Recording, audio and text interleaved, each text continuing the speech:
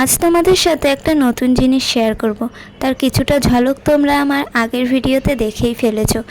আমি বাজার থেকে আসার সময় এই ঘরটা কিনে এনেছিলাম মাত্র 35 টাকা দিয়ে। তারপরে ভাবলাম এটা তো সিম্পল আর খুবই রংচটা, জায়গায় জায়গায় টেরা বেঁকা, তো আমি এটার মধ্যে কিছু কি করতে পারি মানে সুন্দর করে তোলার জন্যে। তাই নিজের বুদ্ধিতেই বসে পড়লাম কাজ করতে। ঘরে ছিল ক্লে, মোল্ডেড ক্লে দিয়ে ভাবলাম একটু কারুকার্য করি। এই ঘরগুলো মাটির হয় আর এই ক্লেটা অনেকটা শক্ত হলে পাথরের মতো হয়ে যায়।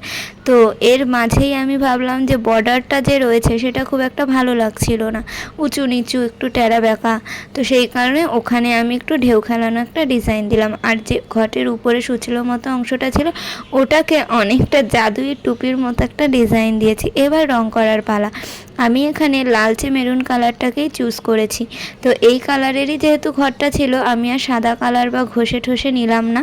তো আমি ডাইরেক্ট লাল রংটা করে নিলাম। লাল বা মেরুনের উপর বেশিরভাগ মানুষই সাদা কলকা করতেই পছন্দ করে, কিন্তু সাদা রংটা আমার কাছে না থাকায় আমি এই গ্লিটারি গ্রিন কালারটাকেই চুজ করলাম। এটাও কিন্তু অ্যাক্রেলিক কালারই।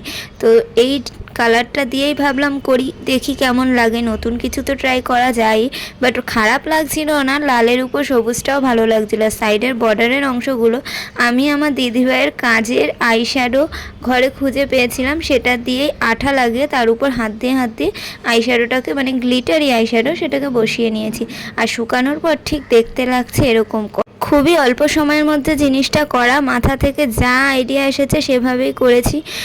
কেমন হয়েছে তোমরা অবশ্যই আমাকে কমেন্ট করে বলো। আর আমি হয়তো খুব একটা ভালো করে করতে পারিনি, একটু সময় নিয়ে করলে আরও একটু ভালো হতো। তো এর ভিতরে এখন আমি টাকা ঢুকিয়ে নিচ্ছি। তার কারণ হচ্ছে কি, এটা আমি টাকা জমানোর জন্যে, নিজের জন্যে কিনেছিলাম। তো তাই এক্সপেরিমেন্ট তো করাই যায়। এক্সপেরিমেন্টটা আমার মনে হলো বেশ ভালোই হয়েছে।